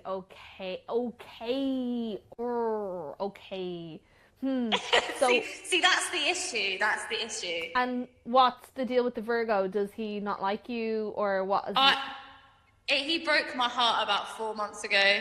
Oh, you need to not go there. No, I'm sorry. But it's the best place to be, man. It's the best place to be. Can you get him sacked? I don't think so. Then I hate to say this. You gotta stop going. Did he break your heart? Like, are we talking like smithereens? No, not smithereens. Just in a way that I have to like deal with seeing his face most days. Is he in uni with you, or? Yes, he is. Yeah, I mean, I guess exposure therapy is kind of the key. But at the same time, the space that you're having fun is, and talking from experience here, talking from ultimate experience here, I love to be the kind that, you know, someone's broken up with me, or someone's embarrassed me, or someone's broke my heart, or whatever, blah, blah, blah, blah, blah. And it's like, so-and-so's going to be there. And then I will be like, I don't even care. I don't even care. I didn't care about them. I don't even care about them. It's not even a problem. And then they go on the night out. I have 4 drinks, and then I'm crying in the toilet after like a half an hour. And then my night out is ruined. Whereas, like, I think there's a lot to be said for, you know, uni is uni. Take this as like a foreshadowing of your adult life, right? Uni is uni, and this is where you want to be professional. It's where you want to get your work done. It's where you want to, like, get the job done. You got to girl boss your way into it. But then when you're going out, you don't have to subject yourself to the horrors of a man who made you feel like shit. Like, you don't have to do that. You can go somewhere else. Then, like, you get the group, you get the girlies, you get the boy rise, you get whoever you want, and you just go to another venue. Because here's the thing about venues. It doesn't really matter. You just have to have the people there. I have made so many of the worst possible spots in all of the cities I have lived in my zones, just because I've been able to get the same consistent group of people there. I honestly think you gotta find another venue. You gotta find another place to go, or wait for him to get sacked. But, like, you don't, like, this is the thing. Okay, you have to see him in uni. Life is life. This is professionalism. You gotta see people that you slept with when you work. You know what I mean? That's always gonna be a thing. But you don't have to see them when you're having fun and living your life and trying to get your bit. Because when the person that you've been with before is in the vicinity, you're always going to be considering them. You're always going to be taking them into account. You're always going to be using them as a scratching post for your own emotions. You need to kind of you got to get him out. You got to cut him out. Like, you got to get him out of the fun and social part of your life. That's my advice. Because you're going to, literally, the minute you go somewhere and he's not there, you're going to have so much more fun. You're going to have so much more fun. Hello? Hello? Is she left? I think, is she gone? Bonsoir. Do you know what she's doing? She said, I'm not listening to any of CMAT's advice. I'm going to go to the bar anyway. She said, don't care. I don't like what you're saying. Do you know what? She hung up. No, she didn't hang up. She probably just, the call dropped or whatever. But, you know, if she does choose to continue to go to that bar, I won't blame her, because I don't take good advice. But let me underline this very clearly. That was some excellent advice from me. That was really good advice. You know, uni is your work life. You're going to have to see them people. But fun is not for exes. Having fun is not for exes. That is my solid advice. I'm going to go back to the comments if anyone wants to leave a little question. Let me see. What? CMAT, new profession, therapist. I would actually really love, I would really love to do a psychology degree, because a lot of my favourite artists have done psychology degrees. Sharon Van Etten quit music for like 4 years to go and do psychology in NYU. And I think, is Maggie Rogers doing psychology in Columbia or something at the moment like that? But I know lots of people that go, you know, musicians particularly, that go and do psychology for a while. Because, you know, studying the human condition is very important. Does anyone have any questions? She said, more Virgos, please. So true. No bar for Norwich. Oh. Tour of Australia? Tour of Australia. It's really far away. And I feel like also it's really big. And I'd have to have some amount of fan bases. Do you know what I mean? I'd have to have some amount of people going on before I could do anything. Oh! Somebody has asked me a question, and I really want to answer it, but I think it might also be a question that's on a phone call for later. But it's about my album title. Should I answer it? Yeah? Okay. So somebody, keep asking questions, by the way, because I am going to read them all. Somebody has asked me about my album title. They've said, what is the new in the title? Oh, thank you, Maestro. Wow. You mean this album? You mean this album right here? So, If My Wife Knew I'd Be Dead is the name of my album. Maybe I should put it here. My album, which is coming out in like 20 minutes. Woo woo. So, story time. I was on a bus to Drumcondra, I believe. It was the number 11 coming from Wadley Park. I used to live with my nanny and granddad in Finglas, so I walked to get it. I was on this bus on the way to what I believe was... Oh, sorry, I hit my microphone. On the way to what I believe was supposed to be an intervention of some kind. At the time, I was very mentally unwell. I was doing some crazy things. And so... something that I believe was a light intervention was being staged at like a restaurant in Drumcondra. So anyway, I'm on this bus and something like kind of whacks me in the back of the head. I get like a whack in the back of the head, and I thought somebody hit me. I thought someone was starting on me. So I like jumped up and was like, who the fuck did that? And it was like a hardcover book that hit me in the back of the head. And I was like, oh, that's unusual, that's weird. So I look at the book, and it is a hardcover edition of something from 1979 called The Dreamer's Dictionary, The Guide to Interpreting Your Dreams. And this book was essentially like, you know, you go through it and it's like, it wasn't like a psychological guide to interpreting your dreams. It was more like a quackery kind of version of that. It was like, if you run into a wall in your dreams, then you're going to run into a wall of money in like a month's time. That kind of thing. So I open it up, and in the cover, right, there's an inscription. So there's one on like this side of the paper, and there's one on this side of the paper. On this side of the paper is where I think the man wrote the first inscription. And it said, Dear Mary, I will never forget you. Love always, your undercover lover, Mark Carroll. A scandalo. But on the left-hand side, clearly he was like, I need to write something else, because this isn't cutting it. So he wrote, Mary, if my wife knew I'd be dead, love always, Mark Carroll. And he spelt knew N-E-W. And I thought this was amazing. And I thought this was the funniest thing ever. And as I flicked through the book, there was like all these really sexual things underlined. Like there was like bouncing like a kangaroo, and he wrote like a ha. It was like anything that was even vaguely sexual in the book was like underlined anyway.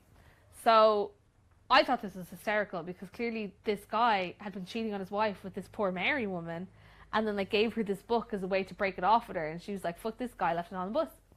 So I get to what I believe was supposed to be like an intervention of sorts, and they're like, hey, how And I was like, never mind any of that. Whatever you're doing, I don't care. Look at this book. Look at this thing that just happened. Blah, blah, blah, blah, blah, blah.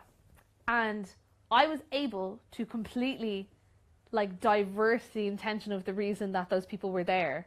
Like, I was able to completely divert the conversation by joking about this book. So, showed everyone the book, explained the book, was like, isn't this so funny? And then we all kind of went through it together and were like making jokes about it, cracking jokes about it. Spent like maybe an hour and a half talking about this book and just like trying to figure out who Mark Carroll was. We looked him up on Facebook, couldn't find him for love nor money. And at the end of what I believe was supposed to be the supposed intervention, they were like, you're grand, aren't you? You're all right. And I was like, yeah, I'm fine, grand, blah, blah, blah, blah. So essentially the intervention at that time did not happen. And I believe this event to have been like an allegory, and is like is a really good kind of allegory. And this is a real thing that happened, by the way. This is a real thing. I have the actual book. I have it in my suitcase in the Travelodge. Weirdly, I got that. That happened when I was 18, and I've moved house about 70,000 million times since then, and I've lost so many things, including my mother's engagement ring, which she will never forgive me for. But it's fine. They're divorced. But I've lost so many things, and for some reason that book has stayed with me. And also that whole story and that whole thing has stayed with me. And it's kind of an allegory for what the album is about, which is the sense that when we joke, and we make jokes, and we love to laugh, and we ha ha ha ha, or some people, like me, can talk for Ireland without anyone intervening, and just being able to talk and talk and talk. A lot of the times, it's a really good coping mechanism for shit things, right? It's really, really good, it's really healthy, and it's an important thing to do. You know, it's important to be able to laugh through your problems, and it's important to be able to do whatever you can to get through the tough times. But also, a lot of people use comedy and humor as like a mask, or like a really thin piece of plaster to like plaster over their problems and never deal with them. And then the cracks kind of deepen and deepen, and people worsen and worsen, and people lose their minds and they go mental and they hurt a lot due to lack of communication. And that's kind of the theme of the whole album, and that's why the album is called If My Wife Knew I'd Be Dead, NEW. And I haven't told that story that much, weirdly, because it's kind of a long one. It's really long-winded, but I'm really glad that somebody asked me that in the comments. Yeah, have we got time for more? I'm going to read some more comments. CMAT, my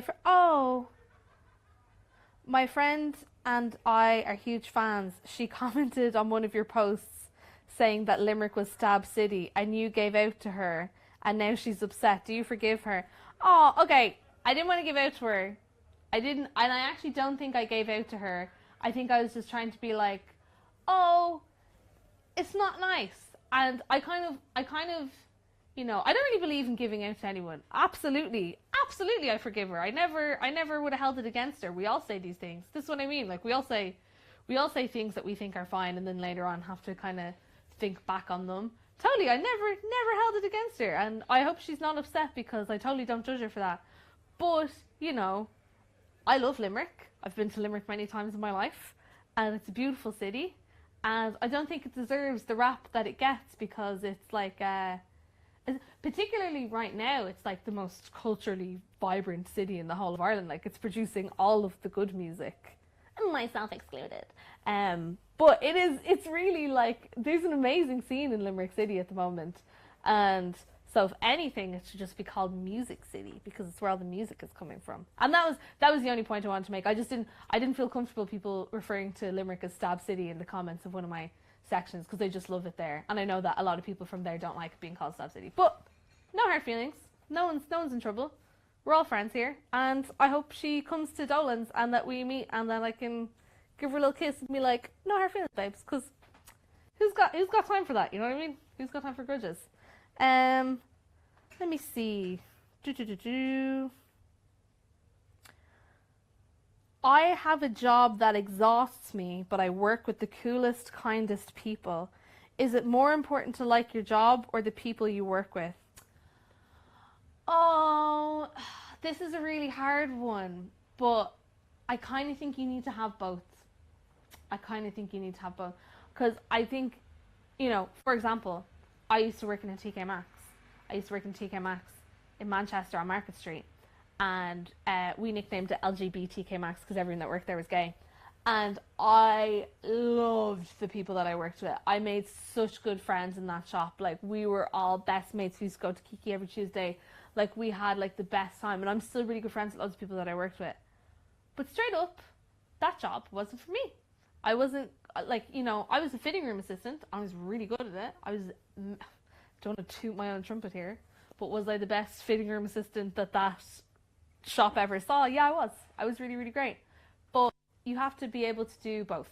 You have to find something that you love, and it's trial and error. It's the same as everything else. It's really hard. It's really hard to find a job that you love that also has loads of people in it that you're friends with, but you'll get there eventually. And I think that if you find something that you really, really love, then the kind of people that are into the same things as you will be there as well. So that's my advice on that one. That's a great question, though. I think I have time for another caller. Do we have time for one more caller? Yeah, last one. Last call. Last call of the night. Let's go, girlies.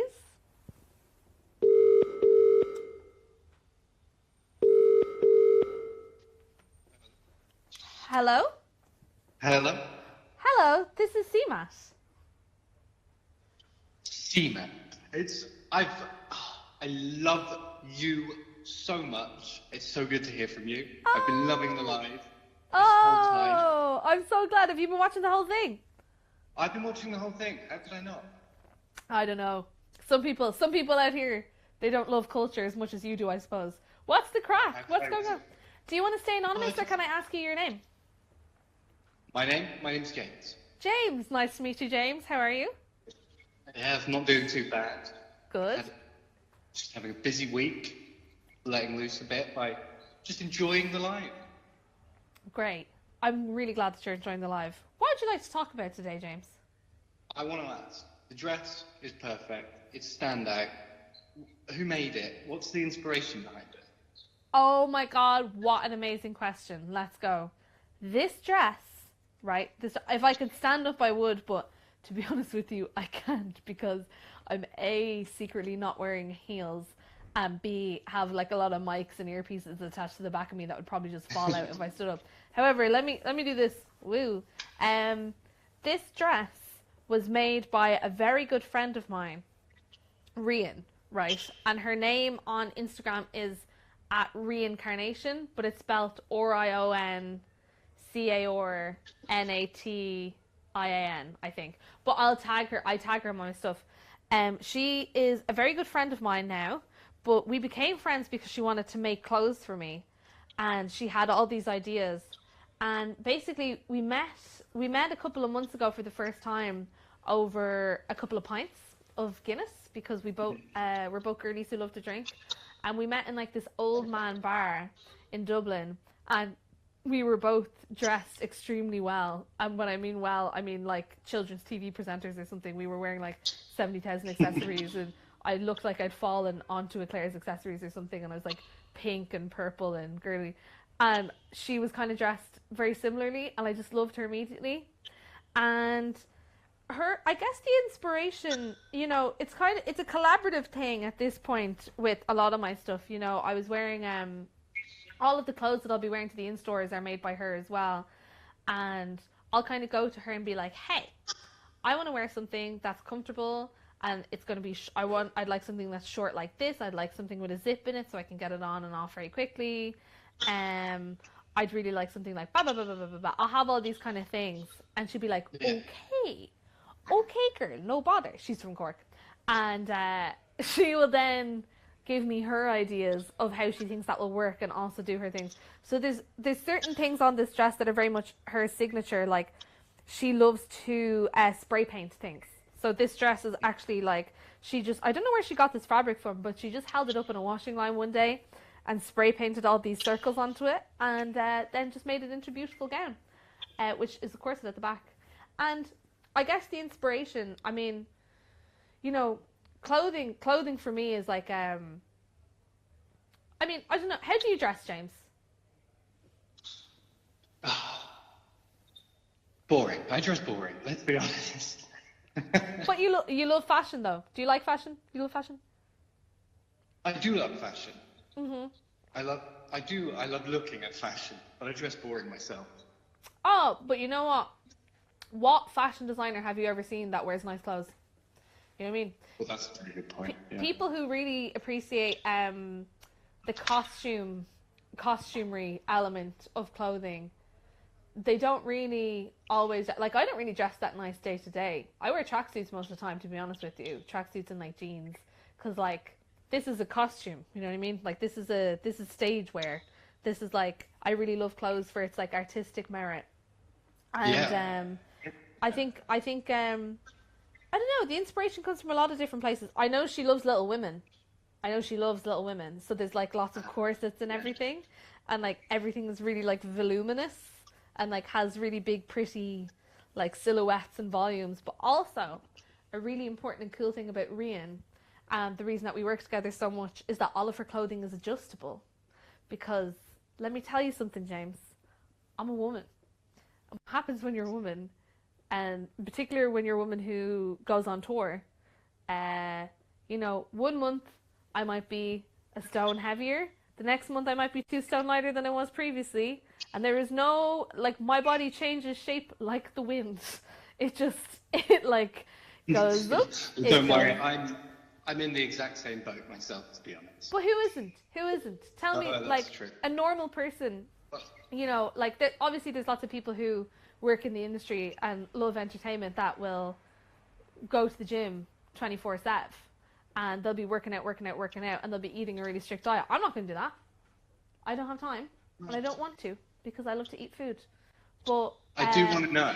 Oh yeah. From you, before I go, like, I want to know, what do you think? What do you think makes a dress iconic? I think a dress is only as iconic as the person who's in it. That's a strong statement, but I'll give you an example, right? I've never seen anybody wear clothes as well as Cardi B when she does red carpets. So, like, this woman will absolutely... Cardi B is, like, honestly, it's so random, but she is literally one of my biggest style icons. She's, like, actually my inspiration. And I think it's because she's, like, you know, she's kind of like... She's very womanly, she's very feminine shape, but she's really funny. And she's got this really big personality, and she really loves to perform, and she's really loud, and she's really herself. But she will wear, like, a vintage runway Thierry Mugler piece to the Met Gala that you can't sit down in because it's got shells coming out of the side of it, and she can't really put her arms down in because it's coming out at a right angle. And she'll, like, play into it and, like, be moving her hands and be doing all this. And I really do think, you know, dressmaking is really important, and design is really important, but I think you can't let the dress wear you. You have to be in it, and whatever the dress is telling you to do, you kind of have to act like this. For example, right now, I'm in a ball gown, so I'm sitting in a pink chair. I got a pink martini glass in my hand. I'm sitting next to pink things, and I've got, like, you know what I mean? And I'm, like, pretending to be a pop star. And that's the point. Yeah, I get it. I see it. I love it. So that's what I think. Does that answer your question? Yeah, that answers all of my questions. Thank you so much. Thank you so much for the great question. No, don't you worry about it. Have a lovely night, and good luck. Thank you. Hopefully I see you soon at the show. 100% I'll see you there. Fabulous. Thank you so much. Bye. Bye. Bye, bye, bye, bye, bye. Okay. So that was our last caller. And what does that mean? Well, it means that it's almost time to reveal this bad boy. I'm gonna go back to the comments for a second, and I'm gonna read some stuff. I'm seeing there's some very funny things happening off camera here on this day, but let me see. Let me answer some questions first. Well, we really have 4 minutes until the album is out. Woo! Okay, wait, no, I'm not going to get too excited. What's my favorite Orville Peck song? All of them, but like Legends Never Die, Shania Twain, you know what I mean? Aww. Pow Pig Our Class. Pow Pig Our Class! Wow. I love that everybody is kind of just in the comments not asking questions anymore, but it's just like talking about the album. The album's out! What are we going to do? What are we going to do? I don't know. I don't even know what to say. Yes, to Ned, I would say. I don't know. I'm going to answer that privately. But I feel like children can come to the in-stores and Lucky's on Saturday, can they? Can they? Yes. Children can come to the in-stores and Lucky's on Saturday. So if you have children, bring them.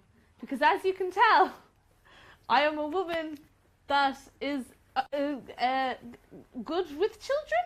Can you tell that from the way that I am? Oh my God. I feel like I'm in the Eurovision. I need to explain. There's lots of people off camera here who are currently circling like vultures around the doorway because my album's about to come out in about 2 minutes. This is the album. It's called If My Wife Knew I'd Be Dead. It's got songs on it about me and this man called Peter Bogdanovich, who was a bastard. But yeah, I'm very proud of it. I kind of can't believe that it's coming out. I wrote it in Lisbon. Shout out Roy Costas, who I need to send him a copy of the album actually, because he gave me his studio space. Shout out Marcus Proust Jr. for doing all the BTS. Shout out Big Barry O'Donoghue, big businessman Barry. Shout out Jamie Smith, Love My Life. Shout out Ollie Deacon, producer. Do you know what I mean? Producer extraordinaire. Shout out Charlotte for doing my dress for the Enemy Awards yesterday. I'm just thinking of everyone. Shout out Sinead Lanigan. Big up Sinead Lanigan, a woman who shot me out of her vaginal canal. And she's very proud of it.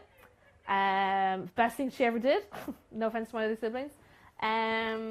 Shout out my brother Sean, whose birthday it is today, for the next 2 minutes. Shout out Bombay Bicycle Club for allowing me to stalk them for all of my teenage. Oh no! Ah! Oh no! Oh no! Oh no! Oh, what is this? 3, 2, 1. What? Okay. Whoa. Oh. Whoa. Yeah. Woo! Yo. Okay. This album, If My Wife Knew I'd Be Dead, is out now, and it's the best album of all time, and it's the best album you'll ever hear in your life. And I can't believe that I've just been talking for literally 2 hours straight. Oh, is that a bottle of champagne? Yes! Oh, big up Baz, thank you. I need a glass to drink it. No, I don't. No, you don't. Oh, I kind of did because it's fizzy in my mouth. Yeah, what shall we do? Shall we listen to a song? Can we do? No! Yeah, no. What song would you like? Nashville. Let's do Nashville. I want to see who's in the... I'm seeing a lot of Slay.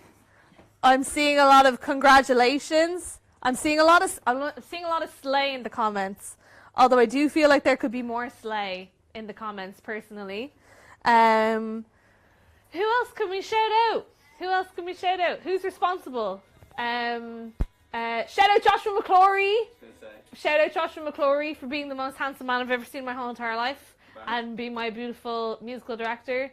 Shout out Declan McKenna for giving me a career in England. Shout out... Is this playing on the thing now? Yeah. Can they still hear me? Yeah. Wait, is that just playing into that? Yeah. Okay, word. Is that... Okay. It'll do. I think it'll do. Guys, we're currently listening to the opening track of the album If My Wife Knew I'd Be Dead, which is the greatest album of all time. And I don't know why I decided this to be a good song to play right now, because it's really fucking sad. Like Anna Nicole. That's all I ever wanted, baby. Shout out Anna Nicole Smith for being the inspiration for this song specifically. Shout out the Nolan sisters. Shout out ABBA. Shout out Emily Curran. Shout out Bella Cleary. Shout out Kelly Wakori. Shout out the band. Shout out Colin Conlon. Shout out Gabby King. Shout out William Bishop. Shout out, I don't know, who else can we shout out? Everybody in AWOL. There's so many people in AWOL though. Betsy. Shout out Betsy. Shout out Charlotte again. Shout out Jamie over there. Shout out Willie Hunt. Willie Hunt, you mad bastard. Shout out, damn, I don't know who else to shout out. Any ideas, guys? Shout out my mom again. Shout out my sister Noelle. She is a legend. Shout out my sister Roisin. She's a nurse. Shout out my nanny and granddad who got a dedication on the album. No one else did because they're not worthy. Shout out Paris Hilton. Shout out Kirsty McCall. Pour one out for Kirsty McCall. I would, but we don't own this place. Shout out Robbie Williams. Shout out Robbie Williams. Shout out Gilbert O'Sullivan. Shout out Sybil Shepherd. Shout out Samantha Mumba. Shout out Brian McFadden. Shout out Brian McFadden. Brian McFadden. Shout out Alison Spittle. Alison Spittle. Shout out Alison Spittle. Shout out. Then I'm moving to Nashville. Shout out everyone in Nashville. Shout out the Eurovision Song Contest. Shout out the Eurovision Song Contest, right? Shout out Alexander Rybak, who won for Norway in 2009 with the song Fairy Tale. Shout out Jedward. Shout out Jedward. Shout out Diana Vickers. Shout out Cher Lloyd. I don't know, I'm just running on one now. And shout out every single person I've ever been in a relationship with. I'm very sorry. You're not gonna like the album, but you know what? That's what you get. Huh? The who? The fans? Or are they friends? Yes, shout out to everyone who has bought this thing already, even though they haven't heard it. Yeah, everyone who pre-ordered the album. Like, what were you doing? That was a terrible idea. Because it could have been the worst thing you've ever heard in your life. But you believed in me. And that's the only reason I'm here. And I'm very grateful to everyone who believed in me. Even though I used to sell cigarettes behind the Super Value kiosk counter in Finglas. That's crazy. I got sacked from that job because I was like, I have to be a pop star now. That was literally what I said. They were like, no, you're not. Go stack the shelf. I was like, no, fuck you. I'm going to do what I want. I'm going to be a pop star. I did it. So, yeah.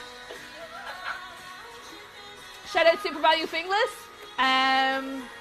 Shout out the UPS and Finglas who sacked me after like 3 months for being a pop star. At least the Super Value lasted like a year.